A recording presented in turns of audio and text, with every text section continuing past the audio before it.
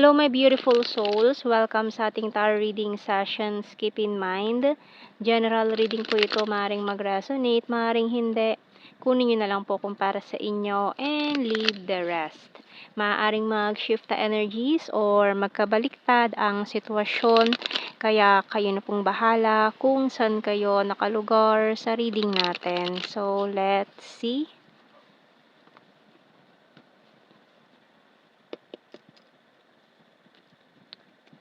Okay, tingnan muna natin ang mga cards.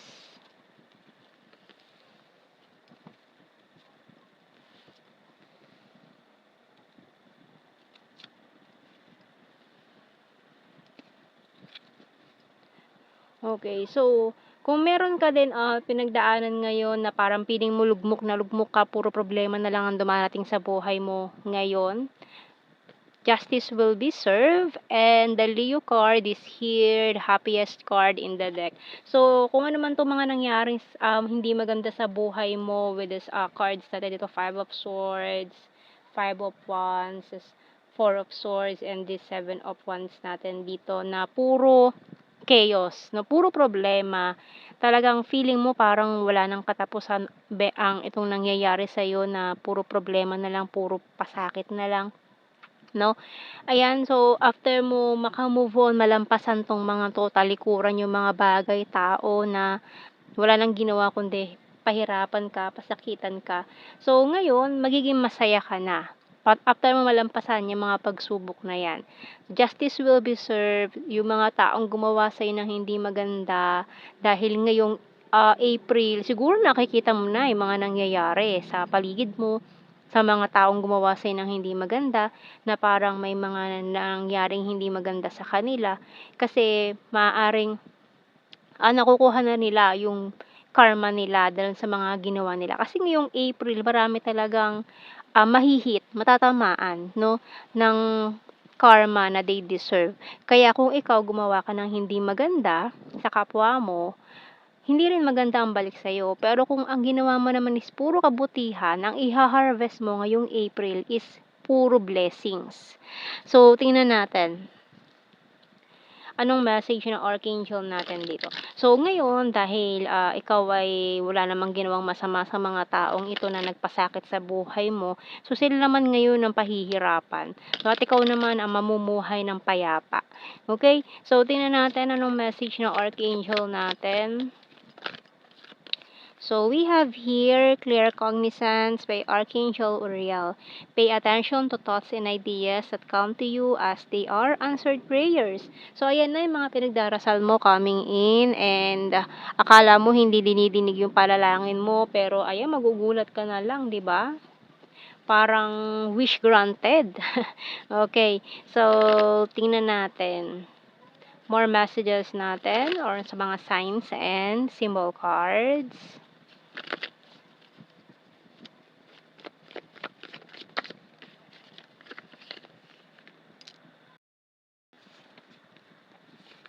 So we have here the lock, mask, compass, hourglass, lantern, mirror, and shoes. Okay. So, itong mga taong ito na talagang lumabas na, no, kung sino itong mga taon to na nakasuot ng maskara, na akala mo happy faces, pero deep inside is gusto nilang pabagsakin ka. Ayan, so alam mo na kung sino itong mga taong to, talagang nabulgar na sila, and alam nila na hindi sila masaya sa nangyayari. Kasi parang after mabulgar nitong mga pinaggagawa nila, maaaring may ginagawa sila sa'yo na hindi maganda, na na-discover mo, ganyan. So, dininay pa nila, ganyan. Pero alam mo naman na yung totoo. So, iwasan mo na lang yung mga ganyang klase ng tao, no? Kasi ngayon is, ayan, medyo dark pa rin ang energy, pero although nalalampasan mo na, no? Huwag mo lang kalimutan na huwag ka na magpaloko, magpalak sa mga ganyang sitwasyon. Nasa iyo naman ang susi niya, bubuksan mo na lang yan at makakalabas ka ng maayos, no? Kasi ikaw mismo ang kumbaga hinayaan mo yung mga taong 'yan na gawin nila 'yun sa'yo. Okay, so huwag mo nang hayaan na maulit pa yung mga ginawa ng mga taong 'yan. Alam mo na kung sino sila and nagpakilala na sila, lumabas na ang tunay nilang ugali, lumabas na nalaglag na, natanggal na yung maskarang sinusuot nila na happy faces na akala mo ano mo sila, katuwang mo, ganyan, tumutulong sila sa'yo. Pero yun pala, sila pa yung secretly gumagawa ng hindi maganda para lang ikasira mo. Okay? So, iwasan mo na yung mga ganyang klase ng tao. Kaya, ayan, nagkakaroon ka ng fear, anxiety. Ayan. So, may person din dito na, ayan, nagsasabi na namimiss ka. So, maaaring itong taon to, during the night, is magparamdam siya. Ayan, magparamdam yan during the night. Mukhang hinihintay mo rin na mangyari 'to with this hourglass. Okay, so tingnan pa natin, with these shoes pa pala dito, maaaring divine counterpart energy mo itong person na ito na maaaring magpagaan ng loob mo this time. Kasi ang ano yan, sama ng loob mo sa mga taong yan na talaga namang wala ka namang ginagawang masama pero pilit ka pa rin pinapabagsak ng mga taong yan, no? So we have here, you complete me. You're my destiny. So, maaaring itong taong 'to, ayan, matagal ka na rin niyang pinagmamasdan pero mukhang hindi siya makalapit sa'yo. Okay, so maaaring, itong taong 'to is hinarangan din nila, So, lahat din ng mga blessings na puwedeng pumasok sa'yo or person na maaaring, interesado sa'yo, hinaharangan ng mga taong 'to.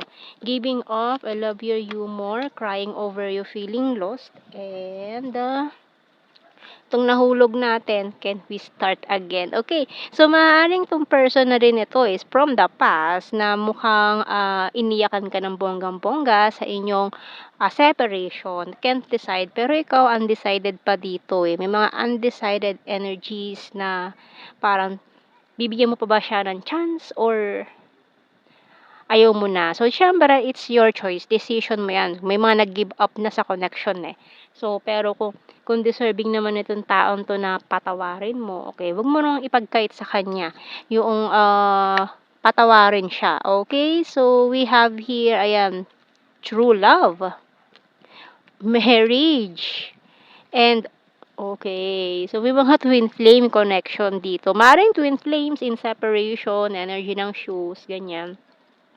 So, kung ito nalampasan mo na, may karmic lessons ka na pinagdaanan, maaaring isa yun sa mga persons na lumabas ang mask dito, 'no, na pinagdaanan mong karmic lessons, natuto ka na. So, mukhang, it's about time for you and this person, lalo na kung twin flame kayo. Kasi hindi niyo maiiwasan ang isa't isa kung talagang true twin flame kayo, 'no.